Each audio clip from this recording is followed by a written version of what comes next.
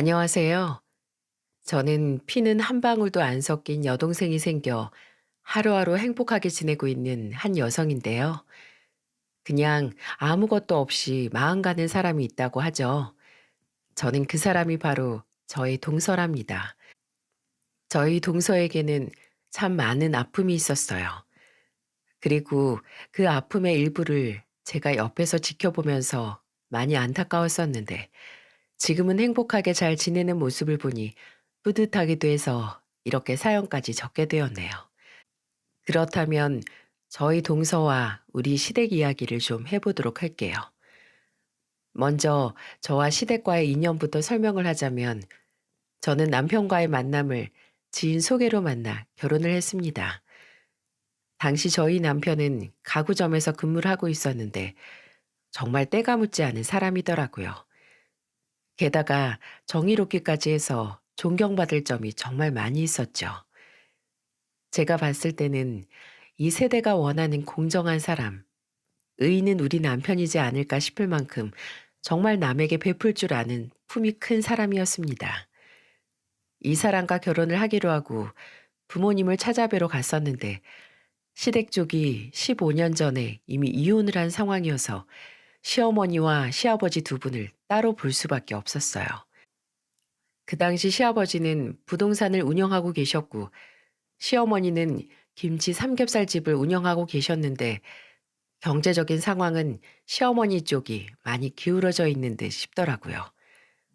그 당시 시아버지 댁을 먼저 찾아갔는데 시아버지는 아무 말씀도 안 하시고 저에게 그저 이 말씀만 하셨어요. 우리가 이혼한 모습을 이렇게 보이게 돼서 민망하고 미안하구나. 근데 우리도 우리 인생이 있으니까 이해를 좀 해줬으면 좋겠어. 그리고 한마디 더 덧붙이자면 되도록 시애미가 자기 주장이 좀 세게 나올 때가 있을 텐데 그래도 이해하고 넘겨줬으면 좋겠어. 힘든 일 있으면 언제든지 나한테 연락하고 라고 말씀을 하셨어요. 근데 그때 시아버지는 저한테 더 하고 싶은 말이 있으셨는데 안 하시더라고요. 저도 굳이 억지로 물어볼 수는 없었기에 넘어갔는데 남편과 결혼 후 시어머니를 겪으면서 시아버지가 하려던 말과 또 저에게 하신 말씀들이 모두 다 이해가 되었습니다. 시어머니는 처음 뵈러 갔을 당시 저를 굉장히 좋아해 주셨어요. 시어머니는 중학교밖에 나오질 않아서 배움에 대한 열망이 커서 남편이랑 남편 형제들을 엄청나게 공부를 시킨 것 같더라고요. 덕분에 저희 시숙인 아주버님은 우리나라 중견기업 중에서도 잘 나가는 곳에서 일하면서 과장으로 있었고 막내 도련님도 좋은 명문대학을 나오셨다고 했죠. 어머니는 이 모든 것을 자랑처럼 늘어놓으셨어요. 하지만 저희 남편만은 공부를 그렇게 시켜도 안 하길래 포기를 했더니 지금은 이렇게 가구점에서 일을 하게 된 거라고 본인 입으로 다 설명을 해 주셨죠. 그래도 좋은 가구점에서 돈은 잘 벌고 있어서 저는 그건 전혀 상관이 없었습니다. 에휴, 내가 그렇게 우리 자식들 다 공부시킨다고 얼마나 힘들었는데. 그래도 첫째도 잘 크고 둘째 놈도 공부는 안 했어도 내 바람대로 잘 컸는데 이 우리 막내가 문제란 말이지. 막내는 그 좋은 명문대를 낳아놓고도 지금 연극 배우 한답시고 저렇게 궁상맞게 살고 있으니 내가 진짜 걱정이 이만저만이 아니야. 어머니, 그래도 저도 한 번씩 본 적 있는데 나름 열심히 연극 생활 하시는 것 같더라고요. 너무 걱정은 안 하셔도 될 것 같아요. 그리고 저희가 결혼하면 한 번씩 돌아보고 할 거니까 걱정하지 마시고요. 어머님 둘째가 막내 동생 생각 많이 하고 있어요. 아유, 그래, 고맙다, 고마워. 우리 집에 아주 의인이 들어오는구나. 우리 아들도 잘 부탁한다. 시어머니는 저한테 막내 도련님 걱정까지 내비치셨어요. 첫 만남에 조금은 당황스럽긴 했지만 그래도 잘 타일러드렸습니다. 그랬더니 시어머니는 고마워하시더라고요. 그렇게 순조롭게 결혼 허락을 받아낼 수 있었네요. 결혼을 할 때는 이혼한 시아버지께서 보태서 집을 사라고 1억을 해주셨어요. 시어머니는 넉넉하지 않은 살림 때문에 도와주신 것이 없었죠. 그래도 저희 친정집에서 준 돈도 있었기 때문에 그걸로 모아서 저희는 번듯한 신혼집에 들어갈 수 있었습니다. 그 후로 저희는 잘 살았고 아이도 아들 둘을 낳아 잘 키우고 있었어요. 남편은 결혼을 해서도 저에게는 최고의 신랑감이었고요. 게다가 아주버님과 막내 도련님과도 우애가 굉장히 깊어서 자주 왕래하면서 저희는 서로에게 힘이 되며 잘 지내고 있었는데요. 저는 그들도 참 보기 좋고 좋아했지만 누구보다도 형님을 많이 따르고 좋아했어요. 왜냐면 우리 남편만큼 훌륭한 사람 없을 거라고 생각했는데 형님은 더 멋진 사람이었거든요. 형님은 형님 아버님이 고등학교 때 돌아가셨는데 제가 결혼하고 나서 1년 뒤에 형님 어머님이 또 돌아가셨었어요. 그때 많이 마음 아파하셨죠. 그래서 제가 옆에서 내내 지켜드리고 함께 해드렸는데 당시 얼마나 고마워하셨는지 몰라요. 근데 그때부터 저희 형님의 인생은 더 피었다고 할 수 있네요. 그때 외동달인 형님이 형님 부모님이 남기고 간 유산을 무려 30억이나 받았기 때문이었어요. 원래도 사업체를 운영하면서 잘 살고 있었는데 더 인생 대박이 터져버린 거죠. 하지만 형님은 그때도 한결같이 돈을 함부로 여기지 않고 저희 형제들이나 시댁 부모님께 잘했습니다. 참 배울 점이 많은 사람이었죠. 사업가답게 때로는 단호하고 냉정할 때도 있긴 했지만 옳고 그름이 확실한 사람이라 신뢰가 가고 믿음직스러웠답니다. 잘 나가는 형님과 저도 집안이 나쁘지 않고 직업도 탄탄했기 때문에 저희 시어머니는 저와 형님을 온 동네방네 소문을 많이 내면서 다니셨어요. 저희가 있을 때도 하도 동네 어르신들에게 이야기를 많이 해서 민망했던 적이 한두 번이 아니었네요. 그 뒤로 저희 남편도 돈을 좀 모아 가구점을 아예 따로 내면서 저희 가족들은 더 승승장구해 나가는 듯 했습니다.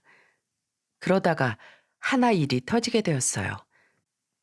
그 당시 막내 도련님이 연극을 하면서 드디어 대사를 하는 배우로 나온다고 하기에 시어머니까지 모시고 다 같이 가서 도련님의 연극을 보러 갔죠. 근데 정말 대사 한마디하고는 전혀 등장하지 않더라고요. 거기에 속이 상한 시어머니는 연극이 끝나고 다 같이 밥 먹는 자리에서 도련님께 화를 쏟아내기 시작하셨어요. 야, 이놈아. 내가 그렇게 돈 들여서 공부시켜놨으면 제대로 된 직장 가서 먹고 살 수 있는 일을 해야지.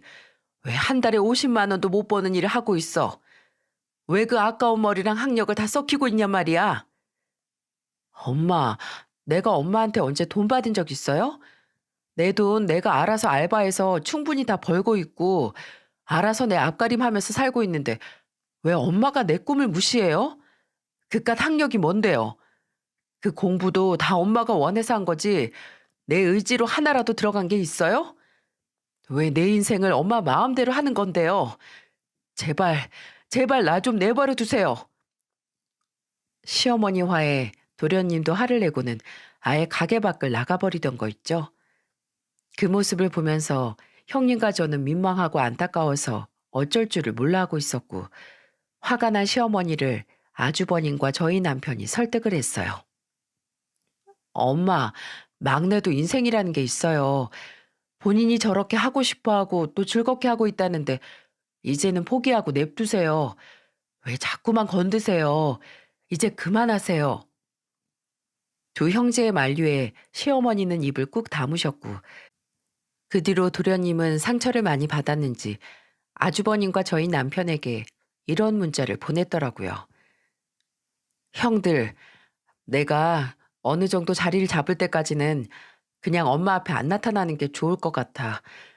그러니까 그때까지 엄마 옆에서 잘 봐드리고 아빠한테도 내 얘기 전해줘. 안부는 형들 통해서만 그냥 물어볼게. 그렇게 도련님은 한동안 행적을 감추었고 저희는 모두 걱정을 하며 지내고 있었어요. 물론 시어머니도 난리가 났었죠.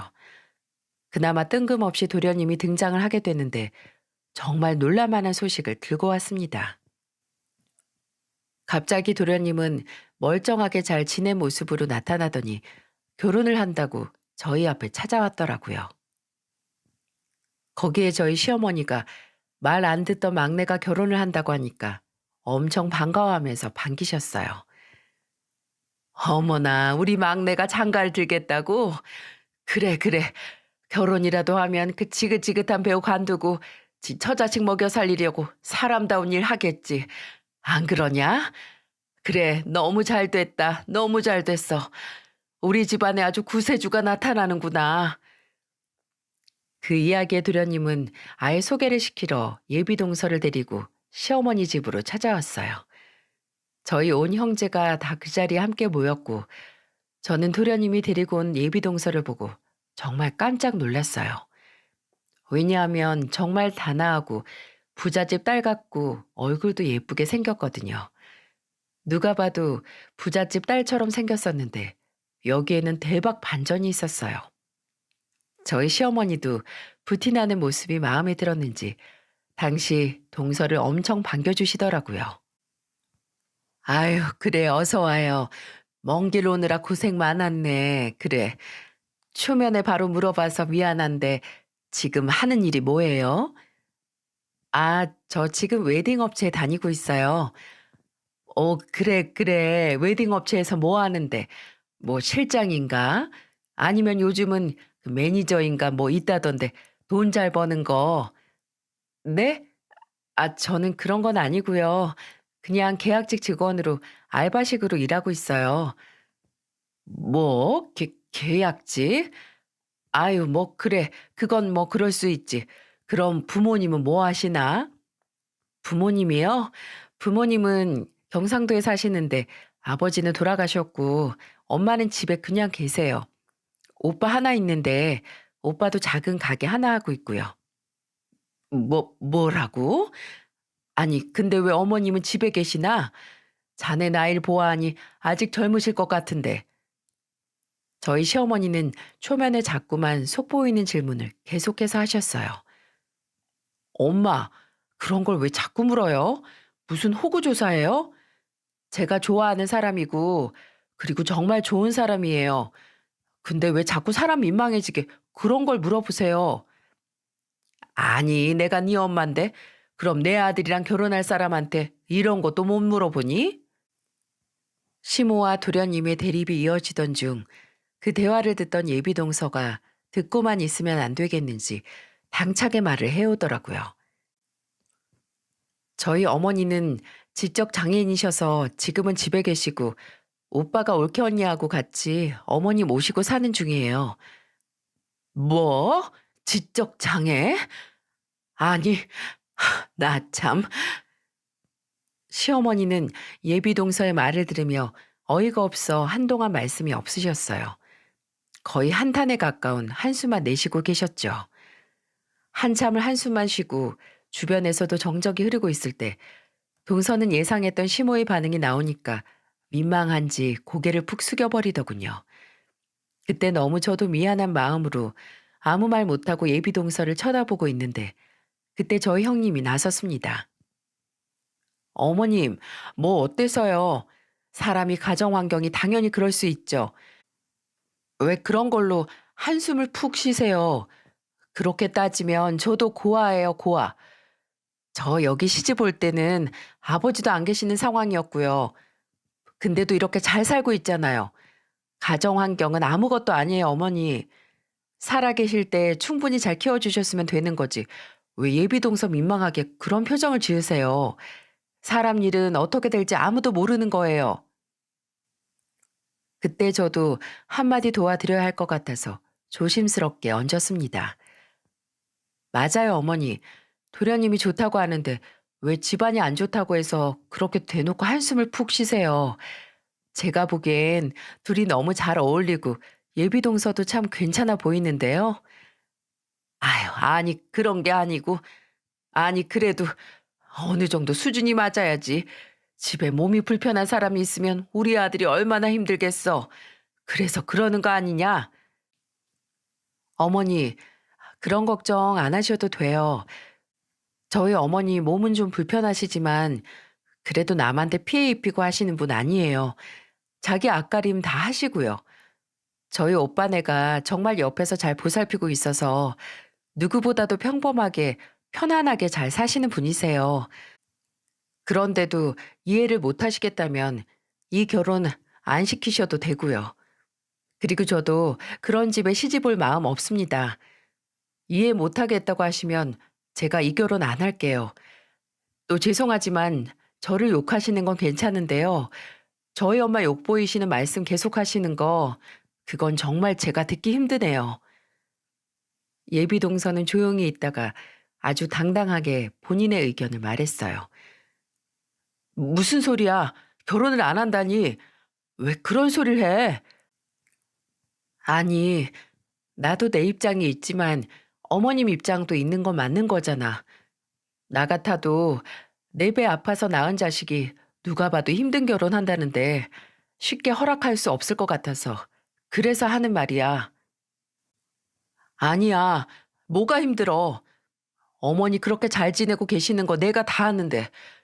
엄마, 빨리 사과하세요. 빨리 사과하시라고요. 나 이러면 정말 집에 안 들어와요. 사람 면전 앞에다가 두고 왜 그러시는 거예요, 대체? 기껏 결혼할 사람 보여드리고 싶어서 데리고 찾아왔더니 진짜 해도 해도 너무하시네요. 생각보다도 당차고 마음도 깊어 보였던 동서는 당시의 도련님에게 확실하게 이야기를 하더군요. 도련님은 동서의 말을 듣더니 깜짝 놀라서 시어머니에게 화를 냈고 그 자리에서 예비 동서를 데리고 밖으로 나가려고 했어요. 그랬더니 그제서야 시어머니가 주춤거리며 말씀을 다시 하시던 거 있죠? 알았어. 아유, 미안해. 뭐, 그래도 상태가 많이 나쁘진 않으시다고 하니, 알겠다, 알겠어. 결혼해라. 허락하마. 시어머니는 마지못해서 둘의 결혼을 허락하셨고, 도련님의 성화에 못 이겨 억지스러운 사과까지 다 하셨어요. 그 뒤로 둘은 순조롭게 결혼식을 진행하면서 상견례를 했습니다. 그때 다시 한번 시어머니의 개념 없는 인성이 나왔고, 그 자리에서 저희 모두가 정말 민망해서 혼났었던 기억이 나네요.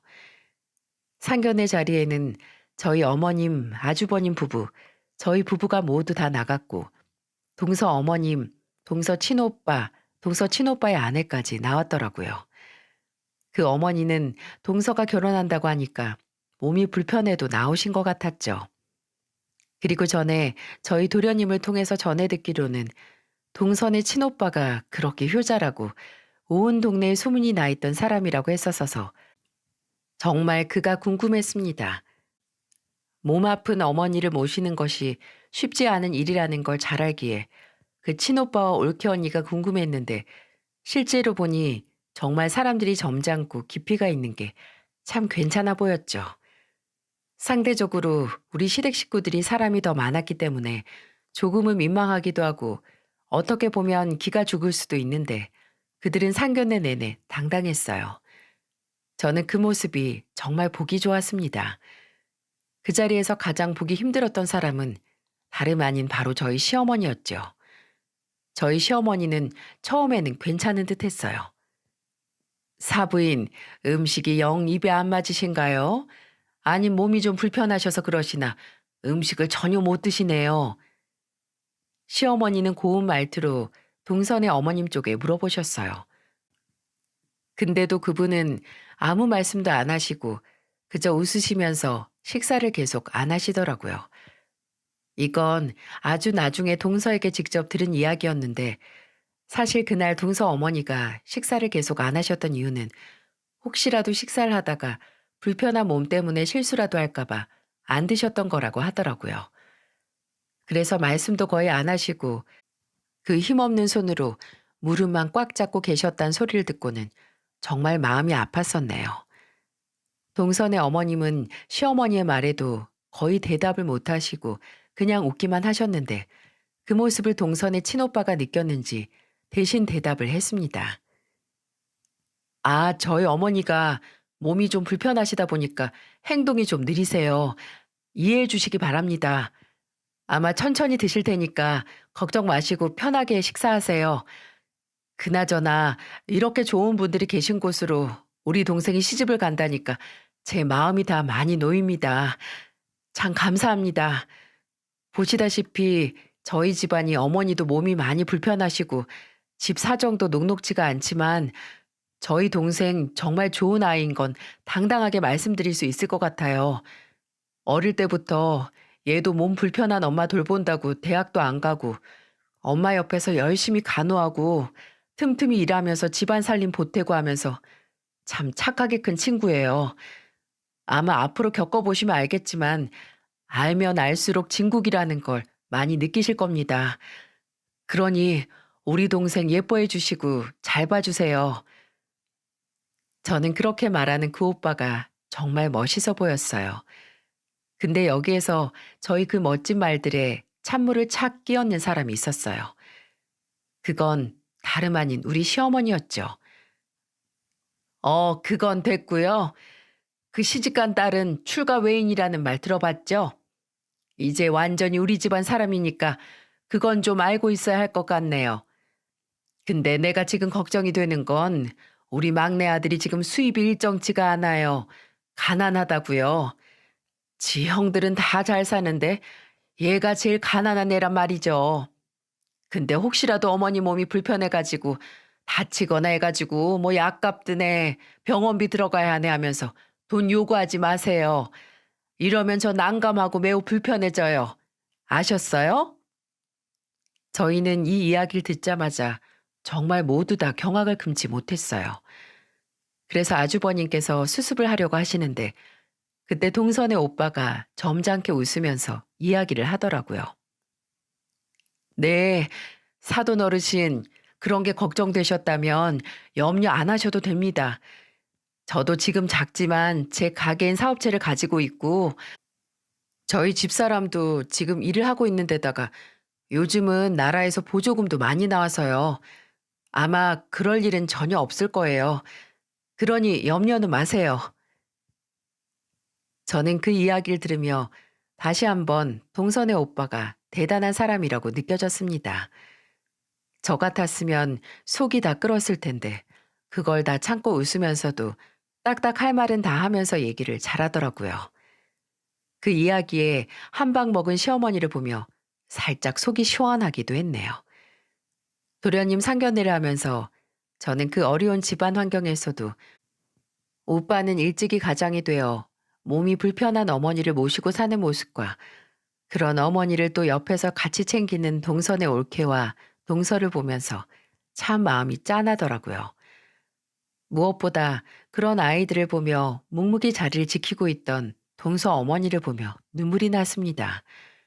몸은 불편해도 정신적으로 느껴지는 바가 왜 없겠어요? 그런 모습을 보며 참 그 가족이 대단하고 기특하다는 생각이 들면서 짠해 보이기도 해서 집으로 돌아가는 길에 눈물이 나는 거 있죠. 근데 그 이후에 또 하나의 난관이 있었어요. 바로 시어머니가 도련님의 결혼 조건으로 합가를 요구했기 때문이었어요. 이건 저희도 몰랐던 일이었네요. 근데 어느 날 도련님이 한참 술에 취해가지고 저희 집으로 왔더라고요. 저희 남편이 무슨 일인지 물어보니 글쎄 시어머니가 이 둘을 다시 불러가지고 결혼을 정하고 싶으면 합가를 하라고 했다는 거예요. 그 소리 듣고 저랑 남편은 얼마나 놀랐는지 모릅니다. 근데 또 그 자리에서 도련님은 절대 못한다고 했는데 동서가 자신 있다고 합가하면 본인한테 어머니가 한 분 더 생기는 거나 마찬가지 아니냐며 잘 모실 수 있다고 또 속 깊게 이야기를 했다고 하더라고요. 그 이야기를 들으면서 우리 집안에 보물이 들어오는 것 같다는 생각이 들었었네요. 그렇게 결혼 후에 그 둘은 시어머니와 같이 살았고 동서는 결혼하자마자 또 시어머니 성화에 하던 일도 그만두고 시어머니 식당에서 일을 돕게 되었습니다.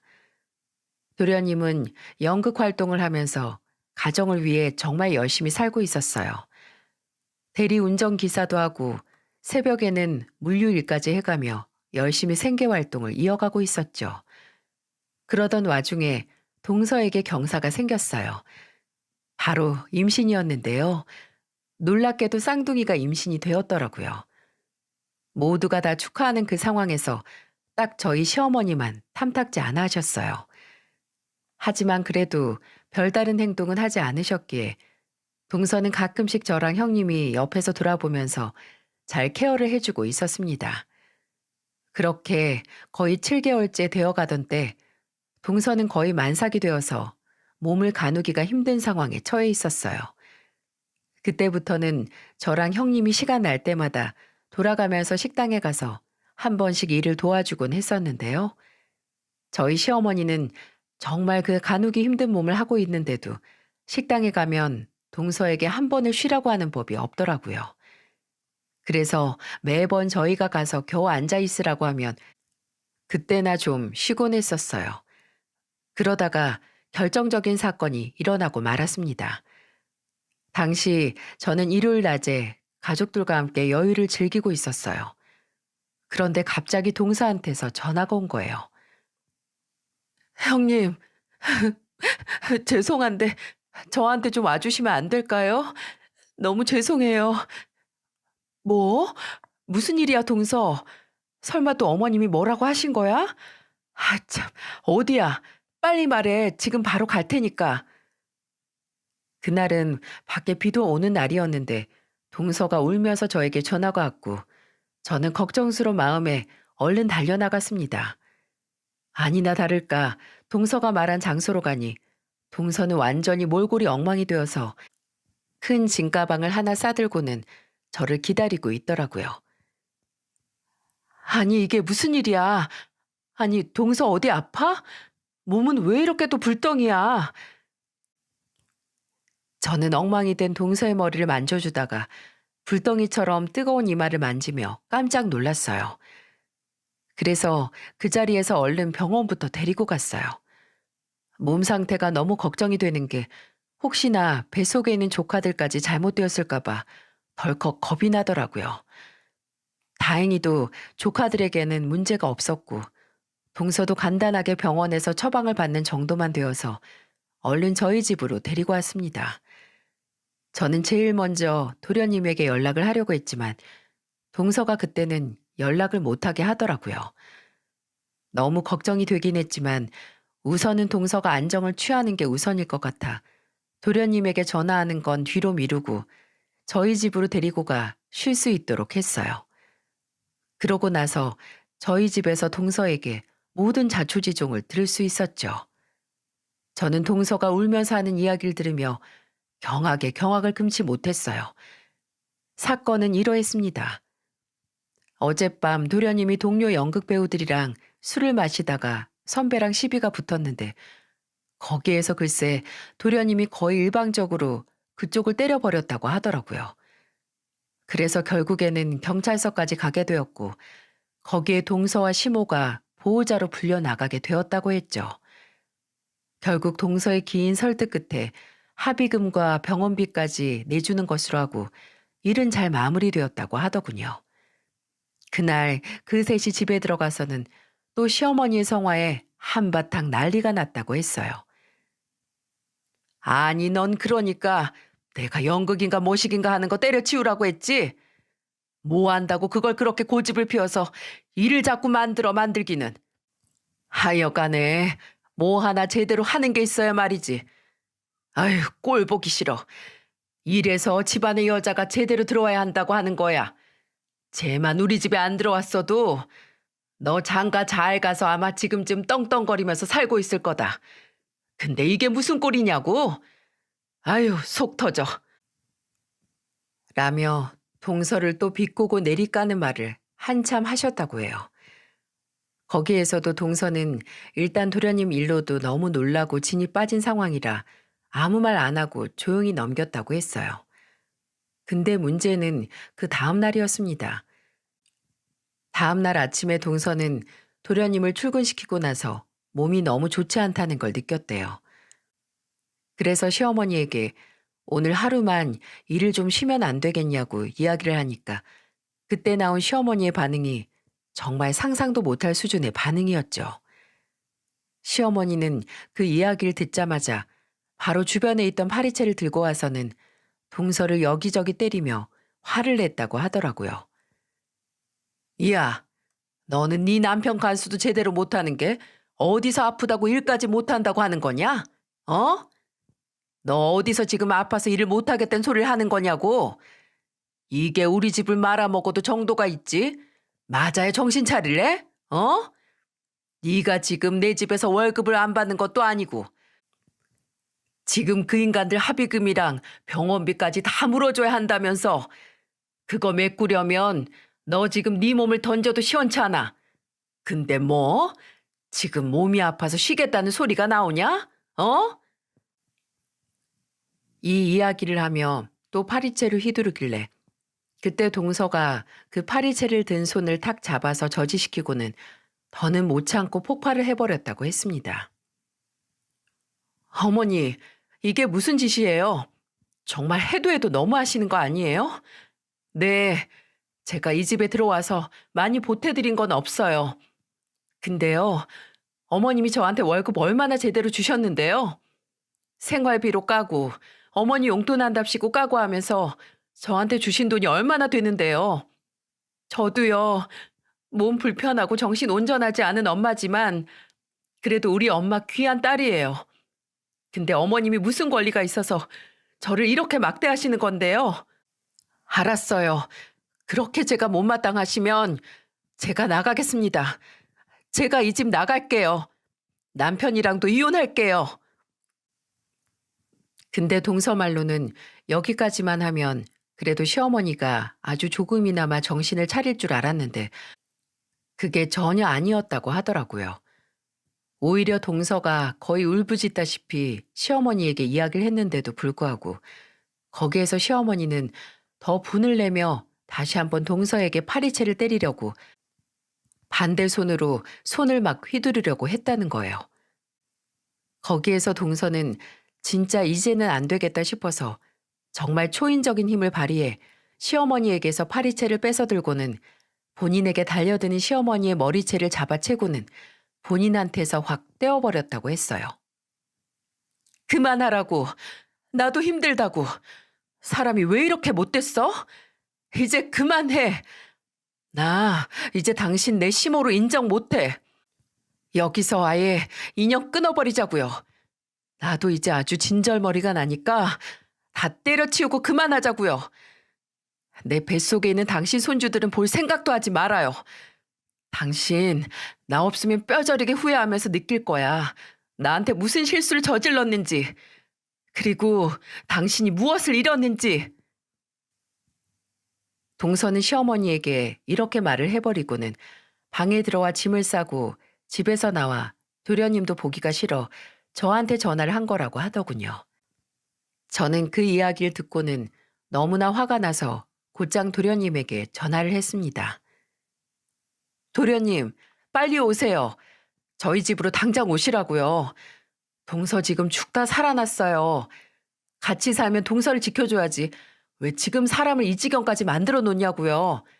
동서한테 이혼당하고 싶지 않으면 당장 오세요. 당장.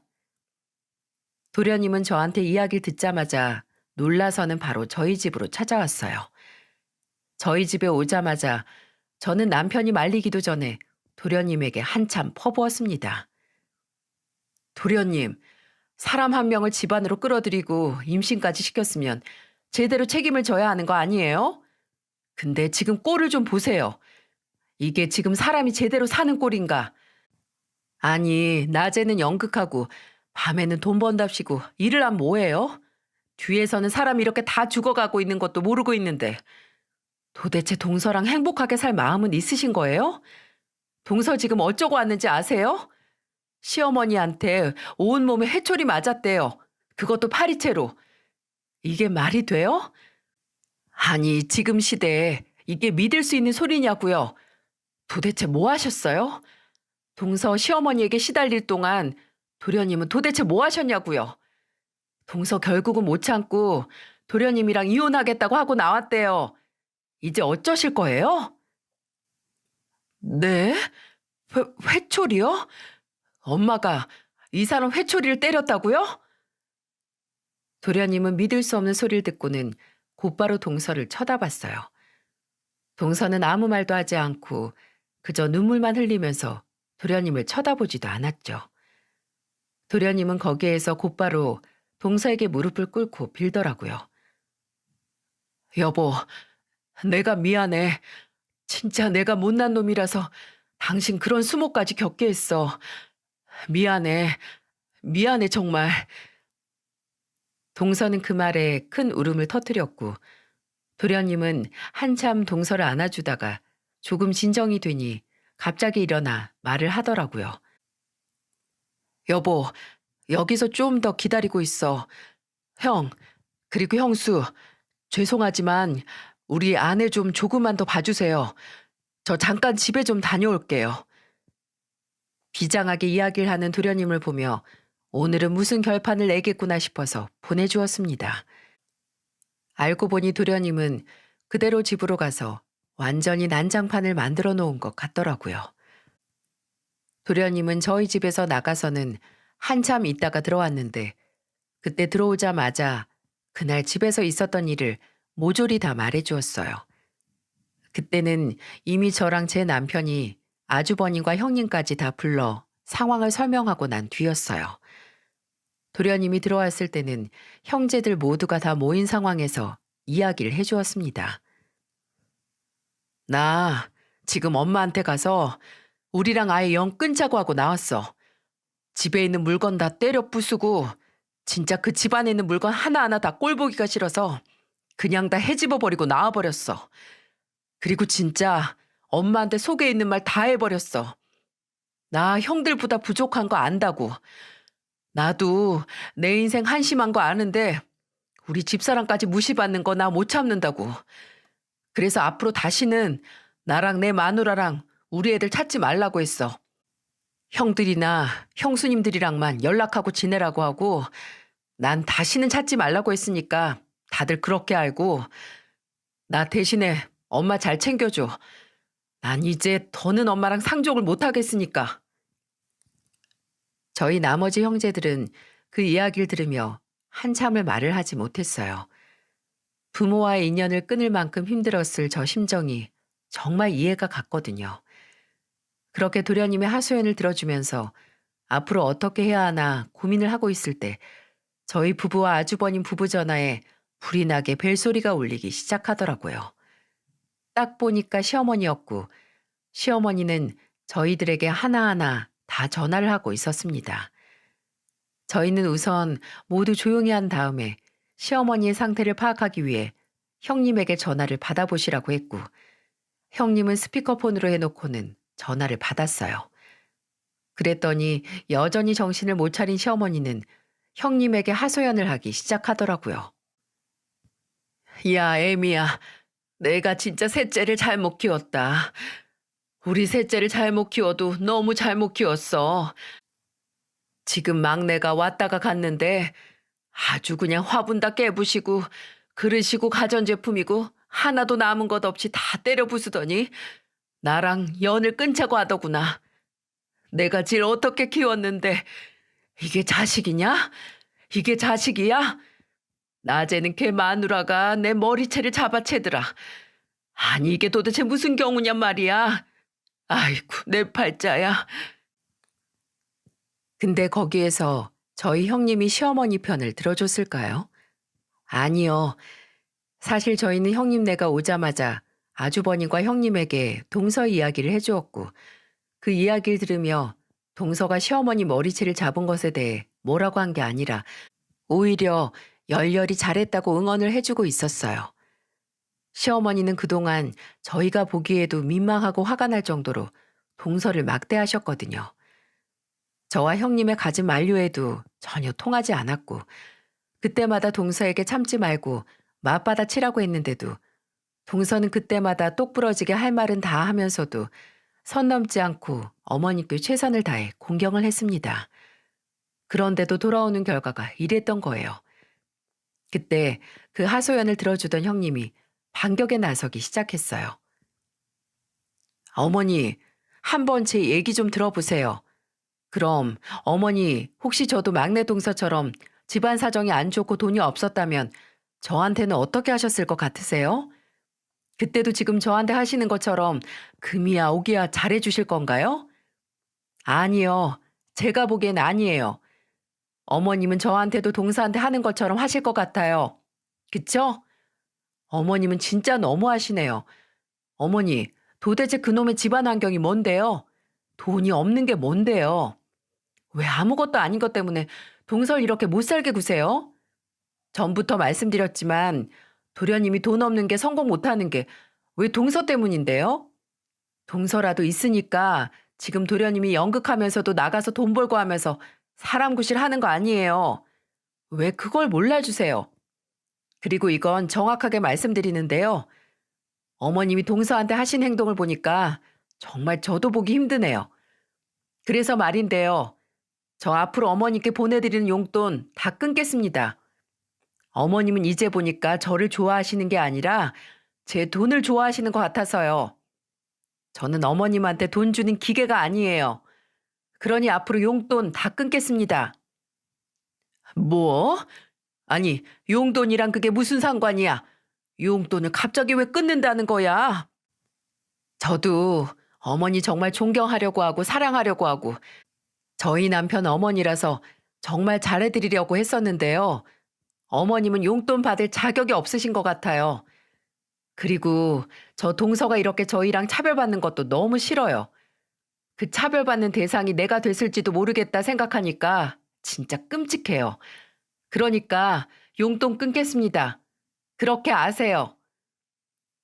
형님이 하시는 그 소리에 저도 옆에서 가만히 듣고 있다가 이야기를 드렸습니다. 어머니, 저 둘째예요. 죄송하지만 형님이랑 지금 통화하시는 거 들었는데요. 저도 어머니께 용돈 못 드릴 것 같아요. 저도 형님이랑 같은 의견이라서요. 아니, 너네 지금 다 모여서 뭐 하는 짓이야? 설마 거기에 지금 막내네도 같이 있는 거냐? 어? 그런 거야? 그런 것까지 아실 필요는 없을 것 같고요. 어쨌든 동서도 어머니께 용돈 못 드리겠다고 하니까 앞으로는 그렇게 아시면 될 것 같아요. 아니, 니네가 용돈을 안 주면 나는 뭘 먹고 사냐? 가뜩이나 요즘 장사도 안 되는데 니네가 준 걸로 겨우 가게세 내고 먹고 살고 있었는데 그건 알아서 하시고요. 동사한테 들어보니까 그동안 월급도 제대로 안 주셨다면서요? 그거 얼른 정산 다 해주세요. 이만 전화 끊겠습니다. 이 이야기까지 마친 형님은 전화를 다 끊어버렸어요. 그 후로는 한동안 시어머니와 연락을 하지 않고 있었습니다. 그 이후 저희는 도련님 부부의 독립을 도와주기 위해서 신경을 썼어요. 그때까지는 동서와 도련님은 저희 집에서 지내고 있었고 얼마 안 가 도련님의 집을 구할 수가 있었어요. 그건 시아버지의 도움이 컸습니다. 모든 상황을 다 들으신 시아버지는 집을 구할 수 있는 돈 일부를 주셨고 거기에 저희 형제들이 합해서 도련님 집을 구해줬어요. 25평짜리 작은 빌라였지만 그래도 그곳에 들어가서 도련님 부부는 편안하게 잘 살 수 있었죠. 대신에 난리가 난 쪽은 저희 시어머니 쪽이었어요. 저희 시어머니는 그동안 같이 살면서 동서가 있던 식당 일이나 집안일을 혼자서 다 해야 하다 보니까 너무 힘이 든 것 같더라고요. 얼마 안 가 도련님 부부가 다시 돌아갈 줄 알았는데 그것도 아니니까 화가 나서 저희 나머지 형제들한테 전화를 해서 난리를 피워댔습니다. 하지만 그 누구도 시어머니의 투정을 받아주지 않았어요. 그건 정말 시어머니가 싫어서 그런 것이 아니라 제발 깨닫고 정신을 차리셨으면 하는 마음에서 큰맘 먹고 한 행동들이었죠. 그 기간이 거의 1년 반 정도 되었습니다. 그제서야 힘이 다 빠진 어머니가 정신을 차리신 것 같더라고요. 그때까지도 저희는 시어머니께 용돈을 보내드리지 않고 있었어요. 당시에 형님네가 70만 원, 저희가 50만 원씩 매달 보내드리다가 그 용돈을 안 보내드렸었던 거였기에 시어머니는 그것 때문에도 많이 힘들어 하셨어요. 그래도 1년 반을 버티다가 결국에는 두 손 두 발 다 드시고는 아주버님께 전화를 하신 듯 했죠. 아주버님 말로는 도련님 번호를 알려달라고 하셨대요. 그때 아주버님이 도련님께 이야기를 했더니 도련님은 자기보다도 동서에게 미안하다고 사과하지 않으면 시어머니 얼굴을 보지 않겠다고 완강하게 이야기를 했다네요. 여전히 도련님 쪽은 감정의 골이 깊이 남아 있었지만 아주버님은 조금이나마 이들을 화해시켜 보기 위해 저희 형제 모두와 시어머니를 만날 수 있도록 아주버님 댁으로 자리를 마련했어요. 그 자리에서 시어머니가 모두에게 말씀을 하셨죠. 얘들아, 엄마가 못나서 이 시애미가 못나서 미안하다. 그동안 내가 너무했다는 거 이제야 알았다. 막내야, 그리고 우리 막내 며느리, 내가 정말 미안하다. 내가 정말 잘못했어. 내가 정말 너한테 큰 죄를 지었다. 어떤 말로도 용서가 안 되겠지만 내가 다 잘못했어. 미안하다. 부디 용서해다오. 내가 정말 염치가 없는 거 아는데 우리 막내 손주들 한 번만 안아보면 안 될까? 시어머니는 눈물까지 흘리면서 진심으로 사과를 하셨어요. 하지만 동서는 여전히 시어머니가 용서가 안 되었는지 눈도 마주치지 않고 겁을 하고는 쌍둥이 조카들을 데리고 다른 방으로 들어가 버렸어요. 거기에 시어머니는 원래 같았으면 노발대발하며 동서를 또 비난했을 텐데 그때는 정말로 다 힘이 빠졌는지 이렇게 말씀을 하시더라고요. 내가 못나서 내가 어리석어서 미안하다. 그래, 한 번에 용서하기 쉽지 않겠지. 근데 나도 정말 힘들었다. 막내 너는 맨날 성공도 못하고 여기저기 사고만 치고 다니지. 나도 풀 곳이 필요했어. 엄마, 풀 데가 없어서 금쪽 같은 며느리한테 풀어요? 됐고요. 전 아직 엄마 볼 생각 없어요. 아직 보기 너무 힘드니까. 당장 나가주세요. 도련님은 여전히 화가 풀리지 않았는지 어머님을 그대로 그 집에서 내쫓아 버리셨어요. 그 뒤로도 또 시간이 흘렀지만 여전히 저희 도련님 부부는 시어머니를 보지 않고 있어요. 저희만 명절 때나 시어머니와 왕래를 하고 있네요. 시어머니는 도련님 부부를 걱정 많이 하고 있으신 상태예요. 반성을 많이 하셔서 얼마 전에는 도련님 통장으로 200만 원 보내고는 잘 지내고 있냐고 문자도 보냈다고 하시더라고요. 이제는 정말 정신을 많이 차리신 것 같아요. 저희한테도 만나기만 하면 도련님하고 동서랑 애들 걱정하시면서 많이 힘들어하고 계시거든요. 그래서 저희도 얼마 전부터는 어머니께 용돈도 다시 보내드리면서 양쪽을 다 챙기며 지내고 있네요. 도련님은 연극을 그만두고 현재는 직장을 다니고 있어요. 아마 학력이 좋기 때문에 직장을 구하는 데는 어려움이 없었을 거예요. 다행히도 자리를 잘 잡고 지내고 있는 것 같더라고요. 동서도 아주 잘 지내고 있네요. 어제는 저희 애들이랑 동선의 애들이랑 모여서 아기들 전용 수영장도 다녀왔어요. 애들이 어찌나 잘 크는지 볼 때마다 아주 사랑스럽다니까요. 우리 동서도 다시 직장 다니면서 많은 안정을 찾고 있어서 얼마나 보기 좋은지 모릅니다. 참 파란만장한 우리 가족사였는데요. 저는 비록 동서가 제 친동생은 아니지만 그래도 동서만 보면 마음이 짠하고 참 착한 아이라는 생각이 들어서 평생 옆에서 지켜주면서 친언니처럼 잘 지내고 싶어요. 우리 동서도 그 마음을 아는지 저나 형님을 얼마나 잘 따르는지 모릅니다. 여러분, 저희 시댁 이야기를 들으면서 어떠셨나요? 어딘가에는 있을 법한 이야기라는 생각 들지 않으셨나요? 세옹지마라는 말 아시죠? 사람 인생은 어떻게 될지 모릅니다. 우리 도련님도 정신 못 차리고 연극만 하다가 끝날 줄 알았는데 이렇게 예쁜 색시 만나서 정신 차리고 착실하게 살지 누가 알았겠어요? 물론 연극을 하던 우리 도련님도 멋있었지만 지금은 이렇게 가정을 지키겠다고 더 현실을 직시하고 최선을 다해 사는 모습을 보니 뿌듯하고 보기 좋습니다.